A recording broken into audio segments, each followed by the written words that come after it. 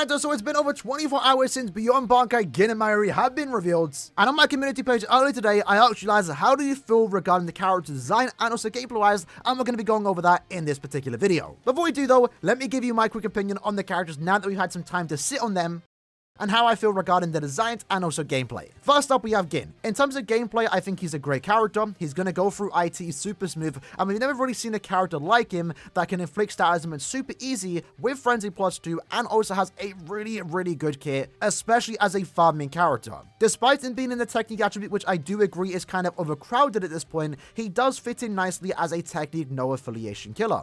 As of right now, realistically, his only competition is Epic Ichigo, and this Gin is significantly better. In terms of the design, I didn't really have much of an expectation. Gin isn't by any means one of my favorite characters in the series. A lot of people put Gin on a high pedestal. I can see why, but Gin really never connected with me. But in Gin's design, I really like the idea of it. We can see some clear aspects of the fox part and snake part of Gin's character combined into this particular design, and I'm really more so adoring the colors here. We can see that Gin only has realistically 3 colors attached to this particular character: white, gray, and cyan. These colors round up the character pretty well, and I also just like the idea behind this character where his new power-up more so is that his Bankai can break up into little tiny pieces and basically float around him like it's a Byakuya Bankai. Some people even made the connection that it's very similar to Haneko's Ash. If that was intended, that would be really cool, but this does appear to be an upgrade of Gin's Bankai, so I think it's pretty good. As for Mayuri though, Mayuri is a bit of a weird one. Gameplay-wise, he's definitely a bit interesting. Nothing like super broken, but definitely, again, one of the better power characters in the game. Something the power attribute desperately needs. As far as power does go, for recent characters, realistically, we only have Kenpachi and also Yamamoto. Those two are doing some hard carrying, and any other power character is just a tad bit outdated. There are still characters that hold up relatively well: 5th Anniversary Ichigo, Bruno, and also Rukia, but power does need some new characters to really round up the attributes just a tad bit more, and Mayuri is going to be a nice addition to that. He does have a rank killer, so he isn't really competing with Kenpachi and also Yamamoto. I feel like he's going to fit in nicely. He does come with a new mechanic. We don't know how broken that mechanic is going to be, it's yet to be seen, but it looks fun, and that's the main point. In terms of the design though, I think it's a bit of a controversial one. What we saw with all past Beyond Bankai forms, that characters were either getting new transformations, they were fusing with their Zanpakuto, there was all these really cool designs for all these captains, and then when it came to Mayuri, the crazy scientist, surely you think Cal would go all out. There's so many possibilities to do with Mayuri, and they changed his helmet. But you know what? It's perfect. It's actually perfectly in line with character, and it makes more sense for the power-up or the appearance change to be Mayuri's Bankai. Mayuri is a character that doesn't really want to do anything with his Zanpakuto. A lot of times we see him bullying it, treating it harshly, so to have him potentially fuse with a Zanpakuto or have a transformation that's in line with Ashisogi Jizo, it would be out of character for Mayuri. However, a simple headpiece change, which does resemble Ashisogi Jizo from the Zanpakuto arc, and at the same time, Ashisogi Jizo's got a really new cool design. The whole gimmick with this character having a teething ring that Mayuri can just instantly teleport anywhere to trap enemies in place, and then that in doing so makes so Ashisogi Jizo eats them. It's also perfectly adapted into the game with the idea that Mayuri wants to inflict paralysis, he wants to inflict poison, and he also does have that SA3 that is going to trap you in place. Lore-wise, for Untold Stories, it does appear that Mayuri is probably going to show up and use this Bankai, or use this new effect for his Bankai, to probably trap all the clones that are running rampant all around Society. So in terms of gameplay and design wise for these two new characters, I am perfectly happy with them. But keep in mind, I'm not really someone that had these two characters as my top 3 picks in terms of the Beyond Bankai forms. I know a lot of people were desperately waiting to see these two characters, so my opinion might differ from others. These weren't the two characters that I was personally looking forward to, so my expectation wasn't super high. But I think they look great, they're gonna play great, they're not bad by any means. So to me, there's nothing really to complain about. But let's see what some of you guys have to say. Because over 2 hours ago on our community page, we did ask you guys, how do you feel regarding these new characters in terms of the design and also gameplay? And I was going to let this sit for a while, let it build up some responses, but we already have over 50, and we probably aren't going to get through all of them. So let's have a look what you guys have to say. So Blaze here says, love the designs, it's just that they should have been stronger, especially after coming from Quincy Ichigo and Tenzangetsu, which are just way better characters. And that's kind of true. But to be fair, that banner was absolutely broken. I think it's going to be a minute before we even get anywhere close to those two characters being topped, especially in their particular attribute. But you could make the case that these characters are limited, so by default they should be better, and that's fair. Malik says, I absolutely love Gin design-wise. I didn't know what to expect of him, but I love how simple his design is. Him having a fur coat with scales and snake eyes attached on top of the Hueco Mundo outfit, plus the Hokyu as a necklace is badass. Is that really there? Oh, wow. Is that actually a Hogaku? That's pretty cool if that's the case. I actually never noticed that. But now that you pointed out, you know what? The purple being there looks really cool. It weirdly complements the white, cyan, and gray color scheme that Gin has going on for him. I like the design even more now. Wow. I like the fact that Mayuri's Bankai changes and not him. It is kind of cool to what he does throughout the series with different versions of his Bankai. And this is pretty much in line to what I was saying earlier in the video. It's not what a lot of us were expecting, but it makes perfect sense. These units are for new players more or less. I'm still going to 5-5 Gin. A lot of people are saying that, to be fair. Good luck to those that are. But it's very comparable to Zaro and also Roka in terms of actual worth to a veteran's account. I guess I'll kind of agree with that. Gin is a great addition to the technique attribute, but I do understand that a lot of people already have characters like Uryu, for example, so it does lessen the value to go for Gin. And as far as Mayuri does go, again, he's going to be a great character. But for veterans that only care about meta, one of the main things about this particular Mayuri is that he's going to be a really good Guild Quest nuker, but 7th anniversary Ichigo exists and he's premium, you're more likely going to pull him. So I guess in terms of meta aspect, especially if you're someone that has limited number of orbs and you only want to pull for the best of the best,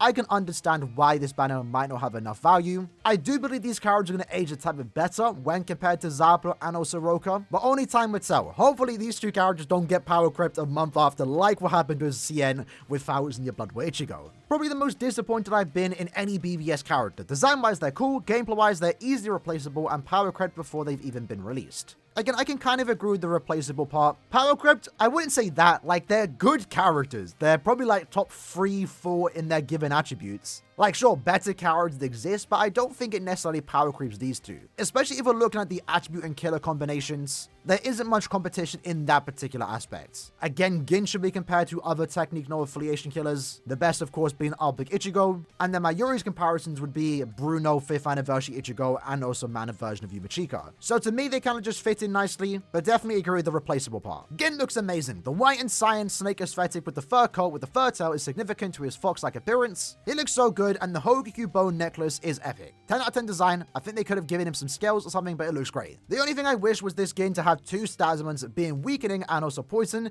basically the same ordeal as Yamamoto. He's still a must summon for me, and he's the character I've been waiting years for. And I also share the same opinion in regards to the 2 stat summon thing. It was a problem that I had with Kaname when he first officially released. Kaname is a great character. Not bad by any means, but since they are designed to be used in Inheritance Trials, there are going to be times that are going to last around a month or so where the character is basically unusable because they can't inflict a stat summon. Now, I do like that Gin was given extra stuff when compared to Kaname. Kaname lacked the increased chance to inflict a stat summon, but Gin is also going to suffer the same fate as any other character that has only 1 stat summon, is that for any given month, they are going to be useless once the enemies are immune to poison. In fact, as of right now, the enemies are immune to poison, so if you do pull Gin, you won't even get the full strength of this particular character because he can't inflict stat summons. So I also would have loved to see Gin pick up a second stat summon, especially if it was weakening, because that would have basically got rid of the drawback that he does have. Again, he's still a great character. He does have that slight drawback. It's important to know, and that one simple change, a second stat summon, would have gotten rid of that, and he almost would have been perfect. Gameplay-wise, I think Gin is a bit lackluster. It's really hard to show off the full essence of his Bankai when it's really just one tiny thing. I feel like they should have focused on the speed at which the sword extends rather than the tiny shards that is his Bankai. And we can see in the gameplay that he does have a bunch of tiny shards that kind of resemble Mist, and maybe that's a reference to Hinako. We do know in this upcoming story that Ranku should have a part to play, at least in reacting to when Gin reappears into Soul Society. But a focus on Gin's speed also would have been pretty cool, but maybe that's why they gave him Long Stride and also an extra flash step. I have enough good characters to carry me through any content, so I don't really get bent out of shape by kits like some others in the community do. I like the designs, especially Gin, and I'll be summoning to try and get Gin specifically. Probably the best mindset to have. As always, the best way to play any gacha game is to summon for your favorite character, regardless if they are meta or not. But the great thing about BBS has always been that when a hype banner comes out like this, for example, or any end of month banner, usually the characters are great enough to be used. Like, it's very rare for a character to come out that is dead on arrival or cannot be used. Content has kind of stayed the same in terms of difficulty, and characters have only been getting better and better. So while it's true, you know, characters are out there that are better than Gin, better than Mayuri. It doesn't make him any worse, it doesn't mean they can't be used in content, but being a reason to not summon on the banner is a perfectly valid reason though. But this mindset, as always, is probably the best way to play any game, especially BBS.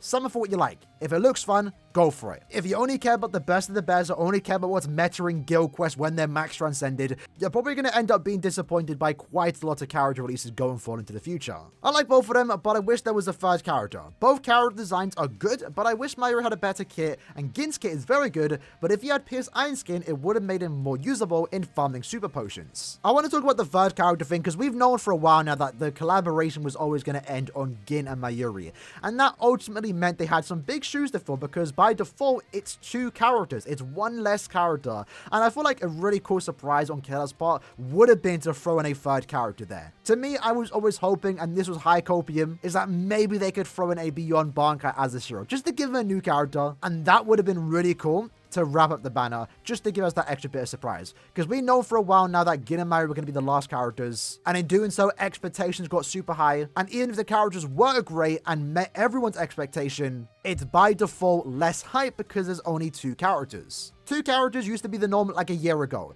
but lately we've been seeing more and more 3 character banners, so to have another 2 character banner, yeah, a third one would have been nice. The new trap skill is interesting, probably can only be used in difficult cops and Senkamon. The fact that it's stationary is a bit disappointing though. I feel like there was definitely a bit of a balance issue if it was moving, but what I like about it is that it doesn't ruin the character by any means. The only like negative downside to this particular trap is that it adds a few extra seconds to his SF3. We have seen plenty of examples of a character coming out with a new gimmick and it absolutely ruins the character. But in this case, I feel like it only adds to Mayuri. And again, we've yet to see how good or potentially broken this particular trap is going to be. Could be really good in the new content that we have planned later this year, who knows? But it's definitely going to be really good in guild quests and any co-op quest where there are a bunch of bosses spawning in. You put down that SA3, you're pretty much guaranteed to paralyze any boss that stands in it. And that could be powerful. Yet to be seen, we'll find out when the character releases. Both are 10 out of 10. There are nerds who like over-designed characters and nerds who like simplistic and lore-friendly designs. Then there are the Giga Chads carrying a big Zanpakuto who like both and everything in between. I do want to say, I feel like the Beyond Bankai designs have always been a bit controversial.